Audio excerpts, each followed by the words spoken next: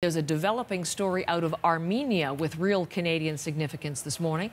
The former Governor General of this country, Michaëlle Jean, has failed in her bid to win a second term as head of La Francophonie. That is the organization that represents dozens of French-speaking nations and states and provinces around the world. Tom Perry is there because he's covering the Prime Minister's visit to La Francophonie. He has the details from the Armenian capital this morning. The result is not a surprise. Louise Mushikiwabo was seen as the favorite in this race. The Rwandan foreign minister had the backing of France. She had the backing of the African Union. Canada and Quebec both said that they would go along with the consensus at this summit rather than back Jean. And that pretty much sealed her fate. For her part, Jean kept fighting right up until the end. She delivered an impassioned speech yesterday in which she called on the Francophonie to fight for liberty, to fight for justice and equality.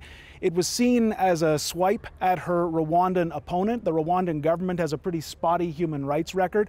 Today, though, the president of Rwanda actually shot back. Paul Kagame told the Canadian press Rwanda is rebuilding after the 1994 genocide, that it's ahead of many other countries in terms of protecting human rights and democracy. And he described Michaëlle Jean and her speech as bitter, angry, and wrong. In the end, that speech did not sway the leaders at this summit. Michaëlle Jean goes down to defeat Rwanda's Foreign Minister Louise Mushikiwabo, replacing her as head of the Francophonie.